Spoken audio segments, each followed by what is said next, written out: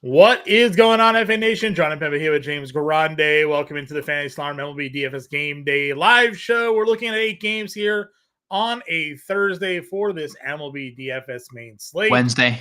What did I say? What did I say? Not Wednesday. You did not say Wednesday. Did I say Friday? Nope, didn't say Friday. You Monday? missed. You skipped the day. No, you skipped the day in there. But the day between Wednesday and Friday is what you said. I said Thursday? Mm-hmm. Well, whatever. Wednesday. Don't try to fight it. Don't try to fight it because we've done this before. Wednesday. We've done this before. The chat will be on my side. Wednesday. Wednesday. MLB DFS Main Slate. 8 games on a Wednesday. Not a Monday. Not a Monday either. Monday, not a Monday. You better not say Monday. It better not be a Monday either. I'm struggling. You know what? We're gonna go away. We'll come back. We'll restart the show. Okay, perfect. I don't know. Let's just get into it at this Where point. are we? We appreciate you all tuning in. If you want to hit that like, hit that subscribe, hit that share button. Free way to support the work we do here at Fantasy Alarm. Maybe get me to realize what day of the week it is. You know, football season throws everything off. You know, that's really just. Wait, Keith, it's Wednesday. Hello, is this thing on? What day is today? Do we have Thursday Night Football tonight? I don't know. I don't know what's happening. What's wrong with you people? What if he is like in the time?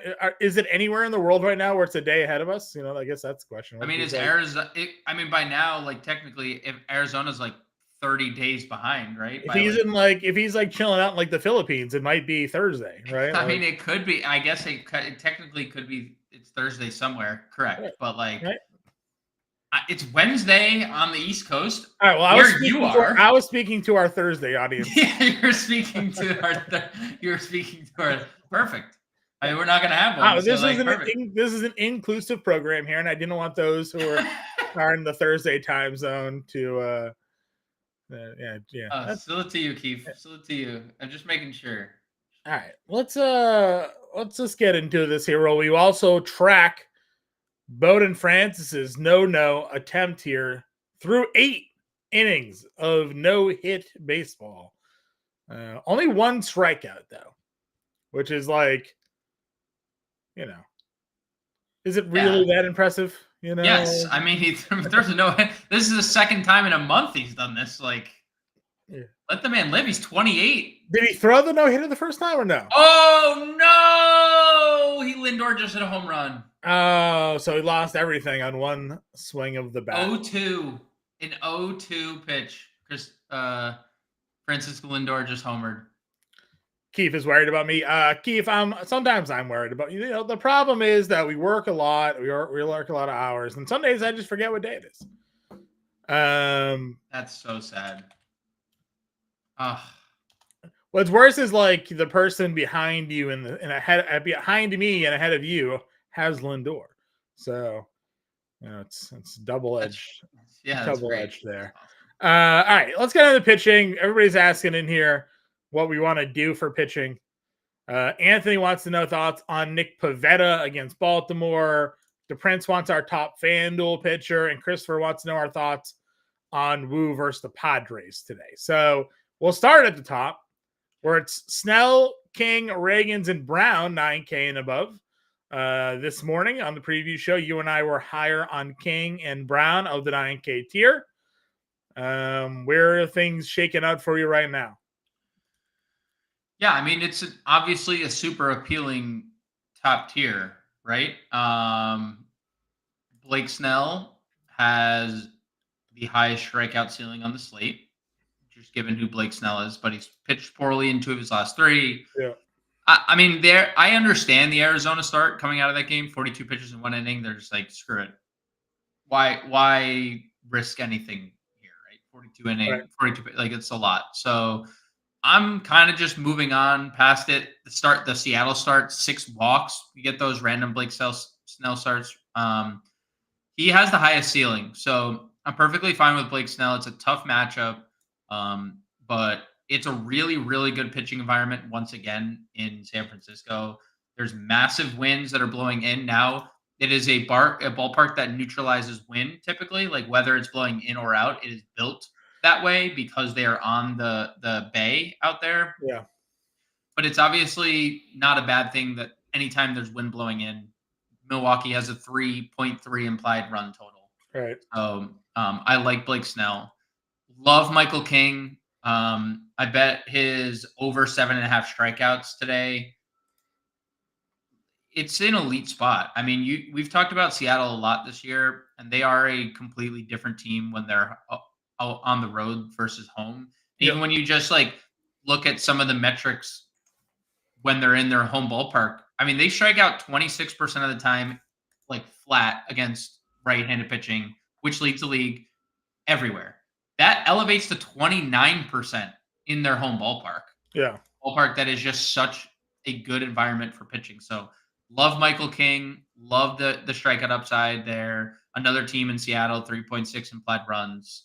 So love Michael King. I am a little bit interested in Cole Reagans. The Yankees are a bottom 10 offense against left-handed pitching. Another guy who just has elite strikeout stuff. I mean, just look at Cole Reagans this year and find like more than 3 bad strikeout outings. You can't. And he's coming off, 7 against Minnesota, 10 against the Astros. Even in a start where he gives up 5 earned against the Astros, he has 10 strikeouts. It just goes to show you how good Cole Reagans is. So I like him. Hunter Brown keeps everything on the ground. We've said that all year, and the home runs or the lack thereof have really backed that. All the ground ball outs has really backed that. The quality start. He's a quality start machine. I mean, 4 earned runs over his last 4 starts, and you have to date back to July 6th where he actually had a bad start. And before that, it's March or April rather. Like the guy has been nailed. So I have no issues with anyone 9K and above because they all have a high ceiling. I think King is number 1. I think that's your cash game play. Snell is your tournament pivot for $200 more. And he's cheaper on FanDuel. He's $400 cheaper on FanDuel, Blake Snell is. So, I'm interested in Snell on one pitcher sites for sure. But I don't personally think you can go wrong with any of the top 4 names. Agreed. Let's get into the mid tier because that's where the questions are being asked. Thoughts on Pivetta versus Baltimore, Wu versus San Diego here, and anybody else that's in this 8K range for you? I think on the Wu front, Anthony brings up the most important point here, right? The Padres don't strike out much. Don't strike out much is overselling it. Like they don't strike out at all. They literally have a batter at a top of their lineup that has not struck out in 130 at bats. Like, so yeah, I mean, the Wu price is great. Brian Wu, the pitcher, is great. But I'm good with, I don't know what the upside is. Pivetta, I mean, when you're talking about like strikeouts, I think Nick Pivetta could have 8 strikeouts and still give up 6 runs tonight. Right. Nick Pivetta is a very volatile pitcher that you're only going to play in tournaments. He has a ceiling because of the strikeouts. So I wouldn't ever just like necessarily cross him off my player pool. But like 178 ISO to lefties, not great. 235 ISO to righties, not great. Not that like that matters. They just have all lefties in their lineup, but or mostly all lefties in the lineup. A lot of home run upside with Baltimore. So I think Pivetta, the price is good. The upside's fine. Obviously a risky spot in a good hitting environment in Boston. So, on Wu, Pivetta, both you could play in tournaments if you want. Yeah, agreed. Where else are we going on this slate? Obviously, pitching drops off quickly. If you have any targeted value tonight? Yeah, I mean, I'm kind of interested in Zebby Matthews. I know I told you I was like more so interested in the Angels last night.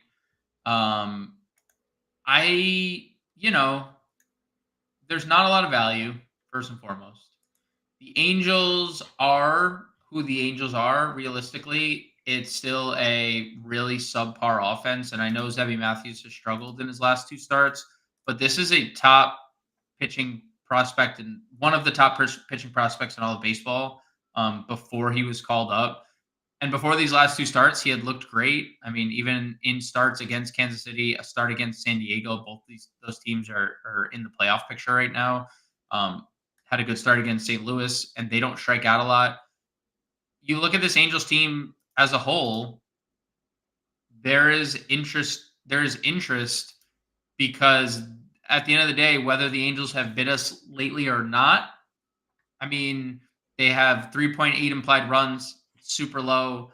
They are bottom 3 offense against righties in every category. They strike out a lot, and you're getting a pitcher at $5,800 in a spot that he should be able to win. He's basically fully extended, 89 pitches his last game. He has thrown 90 in a game. So I would say Matthews is a pitcher that I'm interested in punting with. Other than that, it's a very volatile pitching position in general. I don't love it anywhere. Yeah, I mean, I'm with you. Like I said, I'd throw a dart at Dan Creamer just for the strikeout upside. Boston last couple of weeks struggling against righties, but they are home.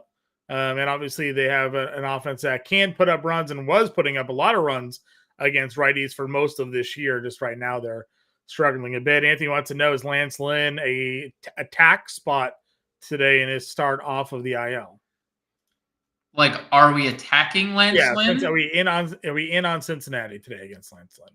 I am in on Cincinnati, yes. And then the Prince wants to know, can you play Hunter Brown on FanDuel? You can, if you mean. Yeah, we talked about Hunter Brown. Yep, you can. Sure. He's like the 4th highest price guy, I think, on that site. So if you want to play Hunter Brown, that's we like him. That's fine. Michael King, I think, is my number 1 overall pitcher for today. So that's where I would spend my money on FanDuel for a 1-pitcher slate. Catcher. Again, we had generally just gone down to our Cubs. Depending on who ends up being in the lineup, they're priced right next to each other at $2,700 and $2,500 today against Bobby Miller. That's largely where I'd be looking to go. What about yourself? Yeah, I mean, there's some spend ups. You can play Will Smith against lefty. He has elite numbers against lefties. Yanier Diaz hitting 3rd. No Kyle Tucker in the lineup tonight. I have been everywhere. Every article I wrote today had an Astro, just considering the Estes numbers on the road this year. Get Joey Estes away from Oakland in a massive ballpark, and he has not figured out how to pitch. So Yanier Diaz hitting 3rd, I think, is incredibly appealing. The whole Astros lineup is incredibly appealing. Anthony saying he likes Cam Raleigh, even though it's Cal. I mean, yeah, of course. Guy has 30 home runs at the catcher position. If you want to be contrarian, you're going to play Cal Raleigh against a really popular Michael King. So, like, there's leverage, obviously. King is the highest rostered pitcher on the slate, right? Yeah, I mean, you can, like, there's leverage. Actually, so Hunter Brown currently the highest rostered pitcher on the latest update there. So, I mean, I still like. I mean, regardless of where, there's going to be leverage playing. No one's going to play Seattle, regardless of where Michael King's ownership comes in. So, Cal Raleigh is a home run waiting to happen. So, sure, if you want to play him, fine. I mean, it's not like my favorite. Sure. Pages 2,900 has been really good. He's free. Christian Vasquez is back in the lineup. He was, welcome back. He's, new addition to the family. So yep. Christian Vasquez back in the lineup. He had been hitting well. Kahanowitz is not a very good pitcher overall, so I'm good with Vasquez against Kahanowitz. Sure. First base. Again, you have your Dodgers up at the top here. You have O'Hearn versus Pivetta hitting cleanup. Casas is down to 7th in the lineup. That's how bad he is struggling right now. We talked Goldschmidt. He's hitting 3rd against Williamson. That's kind of interesting. If you're looking to go against Williamson, like we were a couple of slates ago, and then he ended up getting pushed back, right? So, yep. And then Michael Busch at $3,800 as well. Really small sample this year for Williamson, but it's been really positive. So, I've probably kind of back on that. You could play. I mean, St. Louis is this very, very, very, very, very affordable stack. Sure. So if you want to play St. Louis, like stack them up. I'm fine with it. They're not expensive, as I mentioned. Decent implied team total, 4.3 runs. So Seattle is fine. But yeah, I mean, what Mark just said in chat is probably the direction I'd like to go. There's a couple other names we'll talk about as well, but yeah, he's really $3,800. Bobby Miller's struggling. Yeah. Now, like, and it's like both splits Bobby Miller struggles with. He struggles a little bit more with righties, but it's like really close. Yeah. And when you're talking about Michael Busch, I mean, this is a guy who has a 188 ISO against righties, 333 WOBA against lefties. The park plays well to power. So yeah, I like Michael Busch a lot. Um, I don't mind Shanwell. I misspoke on the podcast when I said that righties have been hurting Zebby Matthews. It's been lefties that have crushed him. So Shanwell hitting third. Don't hate like a him and Moniak like mini stack. And I told you I really like the Astros. I really like the lefties that the Astros have, and I'm aware that John Singleton is always like live to be pinch hit for, but they just keep running him out like right in the middle of their lineup. He's hitting fifth tonight, $2,800. He's flashed some power lately. I mean, that's what he's in the lineup for, potential home run. So $2,800 John Singleton against Joey Estes, sign me up. Sure. Your boy Luke and Vegas in second tonight. I know you're mentioning stepping back a little bit against. Yeah, it's fine. It's fine. Second base. We like to spend down at this position here. Julian is leading off again at $2,900 as someone that we've targeted of late. Gleiber leading off again. Reagan's a little tougher spot for him there. What are your thoughts at second here tonight? Yeah, I'm actually currently playing Jose Altuve. So I mean, we don't spend up often. Yeah, so, I'm using players against Joey Estes, so that's where I'm currently on Altuve. I love the Astros today. They are probably my favorite stack overall. I don't love that their implied run total went down. I'd assume that has to do with Kyle Tucker not being in the lineup, but Altuve at 52 makes a lot of sense. At the top of their lineup, he's been really, really good lately. And then I mostly agree. I mean, Gleyber's been great at top of the order. Brooks Lee, Edward Julian, if you want to play either Minnesota guy. Drury hitting fourth has been better in the power department. So that's mostly my second base pool. I would, slight hat tip to Nico Horner, who's been really good. I mentioned on the show last night. Like, I don't have, if you think that the Cubs are the better stack in that game, because the Dodgers are going to get ownership all the time. If you want to look at the Cubs and be like, I'd rather just take the leverage with the Cubs and play them, I think that's a great approach in tournaments. Right-handed bats, like for Nico Horner's sake and others, last 30 days against Bobby Miller, 342 ISO, 424 WOBA. Yeah. Last 90 days, 280 ISO, 405 WOBA. Like, he's just been whether or not he is an elite talent or has elite talent, that guy might show up next year, but he's not fixing it in between starts, right? Like, there's not like he doesn't have enough time to like just suddenly solve all his problems. So I am definitely interested in Horner as well, amongst all the other second basemen we talked about. Third base. This was a spot last night where I feel like we had some okay places to go. I think we settled in more so in the mid tier though of like Bregman, Chapman. Anything adjust for you on this one? I mean, like I'm good with Devers. He's looked better at the plate recently. I do think this is a pretty good spot for Boston. I mean, they're too good offensively to just sputter this bad. So I'm good there. Machado hit a nuke. Doesn't matter the park he's in. He's been really good lately. I do have mild interest in Royce Lewis. I know he has been bad. Completely understand. Full stop. If you don't want to, if you don't want to play Royce Lewis, I understand. But when you're looking at the Kahanowitz splits, even though he's a ground baller, I mean, 220 ISO, 389 WOBA over his last 90 days to right-handed bats. That's like, those are bad numbers. Doesn't miss bats. That's been the Royce Lewis concern, where he's been striking out every at bat.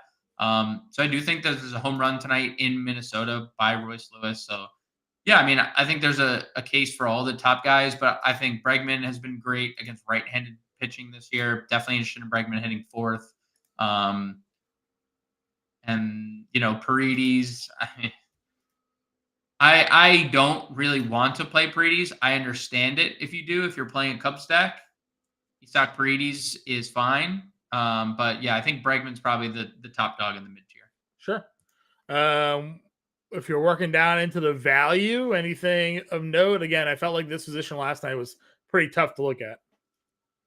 Espinal is 2,900 and will get us fantasy points. Sure. That is that's my I mean, after analysis, he will get us fantasy points. Dubois in limited sample has been good. He's $2,200, but the Astros are becoming one of those teams that are just potentially going to pinch hit everybody that's not their top 4 players. So nothing like crazy. If you want to play Kike or Chris Taylor, Kike's been fine from like strictly a power standpoint against lefties this year. If you think that Kike hits you a cheap home run, he has a 154 ISO against left-handed pitching this year. Like that's fine, right? But no, it's not a very exciting value tier. Yeah. Shortstop we go. Obviously some top end guys here. Witt, Henderson, Ellie. Your top 3. I think last night we talked more on Henderson and Ellie given the struggles of Bobby Witt. But again, if you build a stack, build a lineup, you can really just pick whichever ones you want. Yeah, I mean, Witt's obviously struggling, but he's been on one hand one of the best players in baseball. He's in the top 5. Gunner's been pretty great lately. If you want to play him, Ellie gets an elite matchup. The Lance Lynn stuff is interesting because predating the All-Star break or predating his IL stint rather, he was getting hammered by lefties. 200 ISO, 256 expected ISO, 366 WOBA, 410 expected WOBA. So yeah, I'm good on Ellie. Okay. Nato obviously has been unbelievable. Talked about being in on the Astros, but maybe interested a little bit more on Zebby tonight as well. But if there's a reason not to play Zebby Matthews, it's because Zach Nato has been just crazy good right now. He's been crazy good, yeah. And he's $4,400, which is the cheapest he's been in about a week. So not terrible. Where else are we going in the mid tier? I mean, you could play Mason Wynn as part of a St. Louis stack. He's really cheap. He's been really bad, but you can play him. Danzy's been great for an extended period of time.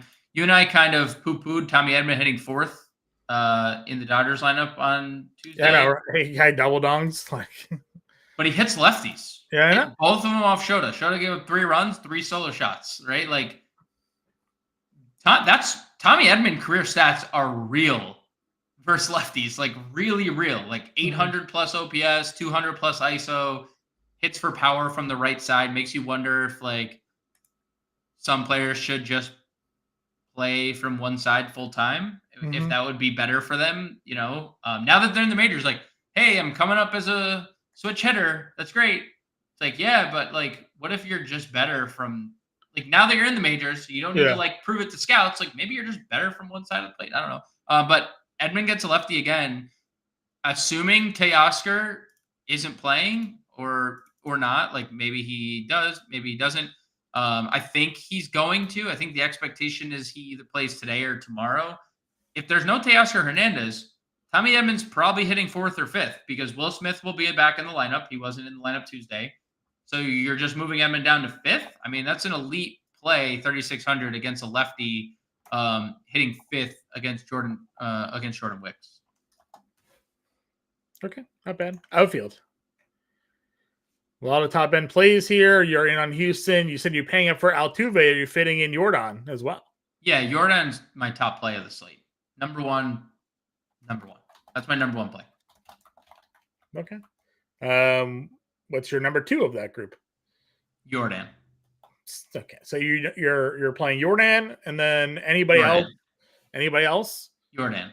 So you're not going to double spend, I guess, in outfield today? Playing Jordan, and then if I can play a second Jordan, I'm going to play a second one. Okay, so Rooker or no, Jordan. Mookie Betts maybe? No. I mean, Ohtani's in a great spot. Betts, they're both in elite. The ballpark is great for home runs. Sure. Santander, if you want to play a home run against Pivetta, that's great. Chasing the Mullins? I mean, is it?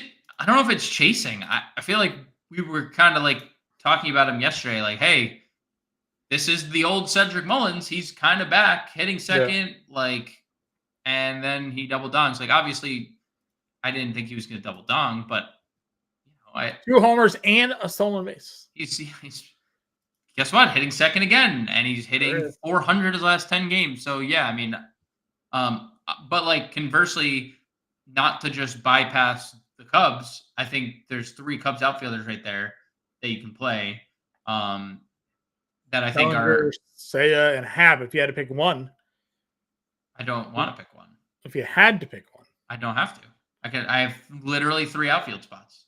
Okay, if you have to pick 2, then because you're playing Jordan with one of them. I don't have to. I'm playing FanDuel now. What's up? No, I mean, if I had to pick one, I'm probably going Seiya.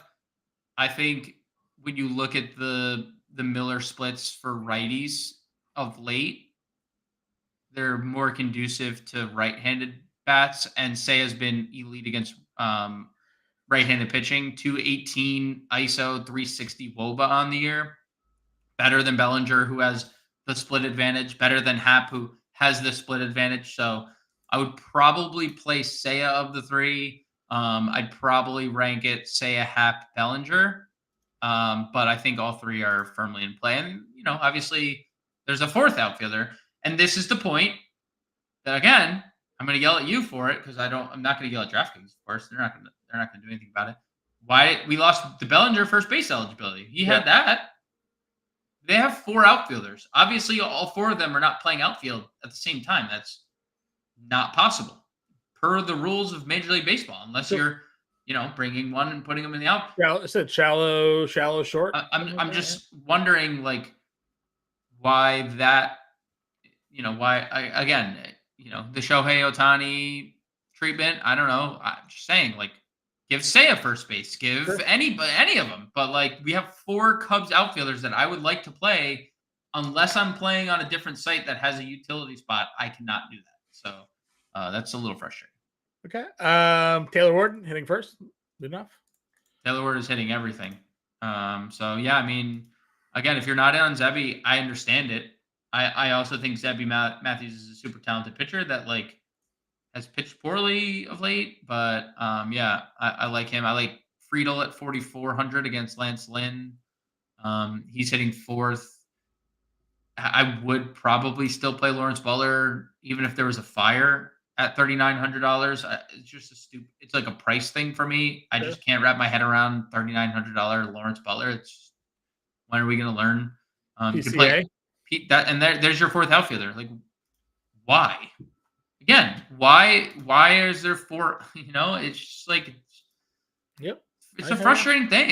It's frustrating because we shouldn't have to. Obviously, it's the position scarcity to begin with. Right. We're removing our player pool, like half our player pool, right? If you want to stack Cubs because they have 4 outfielders. So, why does Shohei have first base when there's not even reports of him ever even. Has he even never even yo, I'm not playing first. They're like, okay, we owe you $700 million. You make the decision, right? It's like, whatever. Done complaining, John. Sorry. Jake Fraley, hitting 7th, 3,500. I think that's a good play as well. The Reds lefties really, really, really, really appealing. Sure. Value for outfield. Fraley, PCA, Moniak, 32, Larnack, 3,200, coming off a game where he just walked and scored runs. That's all he did yesterday. If you want to just play any and all Astros, like Jake Myers exists in the world. Seth Brown's $3,000 hitting in a really good spot in the lineup. Don't think there's anything else that's necessary. You play Dubois here at 2,200. That's fine, but yeah, nothing really else. Alrighty, we'll go up to what's going on, bro? Going up to Altuve. And then what? We're going to play Michael King. Okay. I'd assume we're going to probably play another spend up. Probably Hunter Brown would be my guess. We're just not going to have any money. 3,300, which means we're going to go Cubbies catcher, Meyer or Betancourt, whoever it's going to be. Yeah, Don, King and Matthews. That's the pairing I'm using as well today in single entry. I mean, we are being quite limited here, going the double spend there. Yeah, I mean, we can also not play Altuve. Moniak. Like if we could play Singleton at first or Bush. Those are obviously the two cheap options at first base. Sure. And it holds our Astros together. We'll commit to the Astro stack here. We could play like Dansby, PCA, or Dansby. We got 5,100 with Dansby. And then we could play like Seiya. Yeah. There you go. There you go. Brown, King, Betancourt, Singleton, Altuve, Espinal, Swanson, Jordan, Moniak, and Suzuki. Gives us our Cubs stack, Houston stack, double spending up at pitcher here today. Any final thoughts on this one? My final thoughts are happy Wednesday, not Thursday, as John opened the show. Salute to the FA Nation for joining the stream every single day, showing up and showing out. And John, have you heard that we currently have a 7-day free trial here at fantasyalarm.com? I have heard. We do have a 7-day free trial. If you scan that QR code or go to fantasyalarm.com/win, when you sign up, you get 7 days for free. You can try us out. That means you get all of our premium access, included our Discord, NFL DFS content, PGA, MMA. It's Sphere UFC MMA card this weekend. You get the playbook for that. NASCAR as well. Obviously, the rest of our MLB for the week. So you can go check us out for free for 7 days, fantasyalarm.com/win. If you do enter promo code Let's Go, you still get your first month for less than $20 there once that week expires. So check us out, fantasyalarm.com/win. Get your 7-day free trial. No live baseball show tomorrow. We will have a live NFL show, though, starting at 7 p.m. to get your start sits and Thursday night preview going. So hit that like, hit that subscribe so you get notified whenever we go live here on the Fantasy Alarm YouTube channel. James and I will be back live for Friday. Until then, everybody, we'll see you later.